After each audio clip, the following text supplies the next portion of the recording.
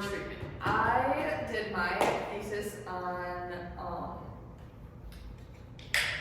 drug crimes and whether or not certain factors of the crime play a role in how jurors sentence the defendant.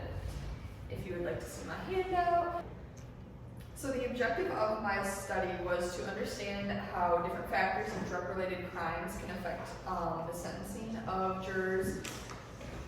Specifically, I wanted to explore the effect of the juror and the defendants, both their gender and their ethnicity. And then I wanted to also look into the role of the crime for the defendant and the severity of the substance that the defendant had in the case. For my literature review, I focused on substance use disorder, the incapacitation effect, overdose during incarceration, and overdose following release, because I felt those were the main issues driving my research. So first, it's important to know that about 66% of inmates in the United States suffer from some sort of substance use disorder, but only around half of them receive any type of treatment while they're incarcerated. An issue that kind of builds onto that issue is the idea of the incapacitation effect, which is the idea that access to substances within incarceration is heavily restricted, so inmates must not be using drugs, which is not correct because we know that people smuggle things in, even guards will smuggle things in sometimes, or sometimes inmates just get creative and make something that they can use. Oh, there's more. I forgot. Alright, so overdose during incarceration. Inmates in correctional facilities are significantly more likely to die of an overdose than those in the general public. For various reasons, using dirty needles, using too much after not using for a period of time, or even using something that is laced with something else because they don't actually know where it came from because somebody else smuggled it in for them. And then following that, overdose following release once they're out is also a concern because individuals fresh out of correctional facilities have a fatality risk almost 13 times higher than that of the general public, and overdose is the leading cause of those fatalities. So I had 6 empirical questions. Are jurors more likely to treat or punish one ethnicity over the other when they are committing the same crime? Those 3 ethnicities were black, white, and other. And then does the ethnicity of the juror affect their sentencing decision? Then moving on to the severity of substance, does the severity of substance affect the sentencing decisions of jurors? Does the defendant's role in the crime affect the sentencing decision? Does the gender of the juror affect sentencing decisions? And does the gender of the defendant affect sentencing decisions? So with that, I had 6 hypotheses. First, I said that jurors will punish one ethnicity more often than the others. Then I said that jurors of one ethnicity will have more punitive opinions than the others. Then the severity of the substance will affect the sentencing decision of jurors. Then defendant's role in the crime will affect sentencing decision. Then I thought specifically that female jurors would be more likely to choose treatment over punishment when sentencing drug crimes. And then last, I said that jurors would be more likely to punish men than women when committing the same crimes. This was a 2 by 2 by 2 by 3 factorial between persons, non-repeated measures design with an internal analysis of juror gender and ethnicity.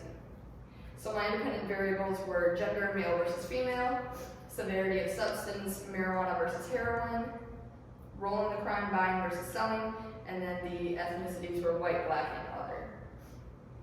Participants were informed of their rights, filled out a consent form, and they were each given a different scenario that described a drug-related crime, but the independent variables were obviously different. I had a total of 480 jury-eligible participants. So each questionnaire involved the same scenario, but the difference was either the severity of the substance, the ethnicity of the defendant, the gender of the defendant, or the defendant's role in the crime.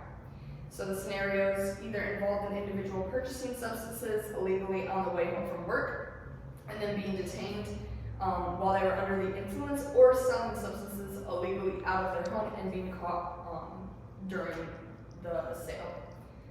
The differences between scenarios were substance, defendant, gender, defendant role in the crime, and defendant ethnicity, like I said.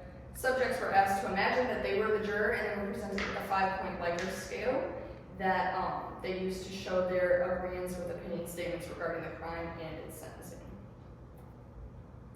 This is just a little quote from Oscar Wilde about prison. It says that it's not the prisoners who need reformation, it is the prisons. So this was not significant, but I included it because it was my only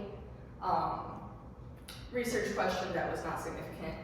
But I found that there was not a significant difference between defendant ethnicity when it came to sentencing. However, there was significance specifically for marijuana cases when it came to ethnicity. The significance here was between white and other. So the first bar and the third bar. And this is the post hoc test, the 2P post hoc test that I ran to show that. And then when it came to individuals who were selling substances in their case, there was significance, I think between all three.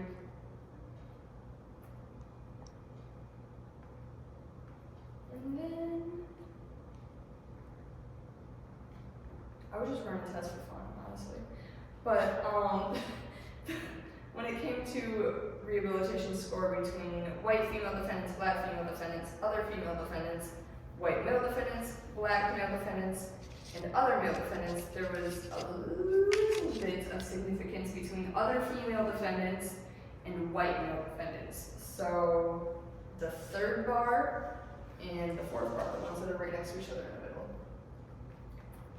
There's the post hoc to show that.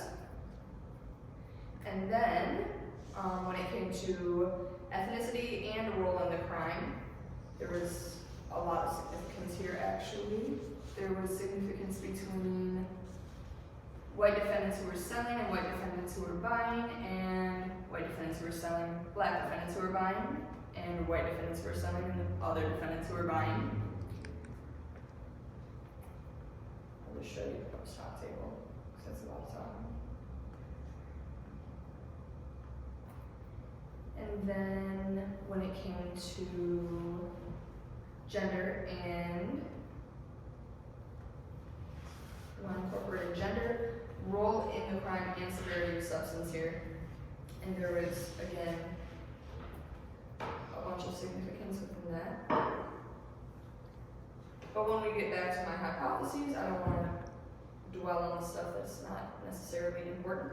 But getting back to the hypotheses and the research questions, there was a significant difference between jurors based on, or between rehabilitative scores based on juror ethnicity, specifically between white and black jurors, where black jurors were more likely to be punitive.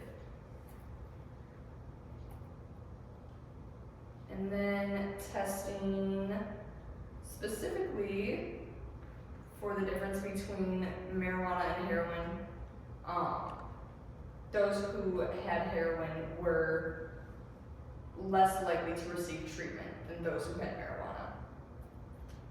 And then I ran a couple little tests underneath that. When comparing female defendants, specifically those with marijuana were more likely to receive treatment than those with heroin.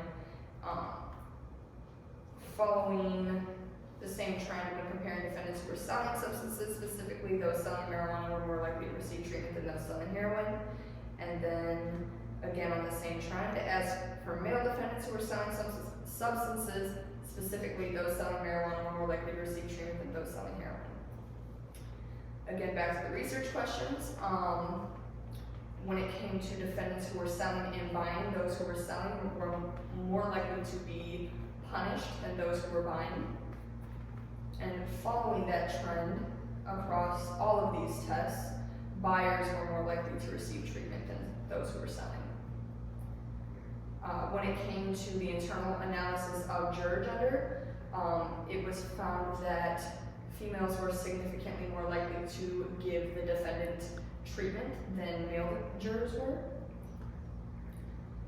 And when it came to defendant gender, females were more likely to receive treatment as well than male defendants.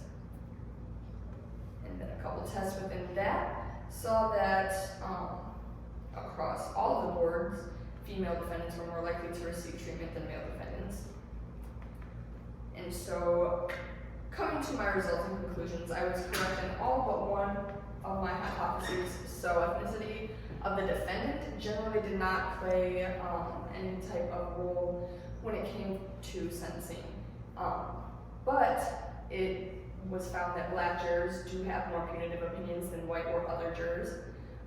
Specifically, there was a significant difference between black and white jurors. The severity of the substance does affect juror decision making. The defendant's role in the crime did have an effect on decision making. Male defendants are more likely to be punished, meaning female defendants are more likely to be treated, and female jurors are more likely to choose treatment over punishment, and then all other comparisons were not statistically significant. So my limitations were mostly that the participant sample consisted of people in the same region, so it's not really representative of the entire country. And the study utilized a self-report survey where participants could apply or just circle things without actually reading. And then again, there's been recent legalizations of marijuana in both Ohio and Michigan, so that could have influenced a lot of the responses regarding marijuana in any of the scenarios. And then I did not include a why question, which could have got, if I did, it would have given us more insight into why certain factors play a role. So I would say to build on those things if I were to continue with this research again.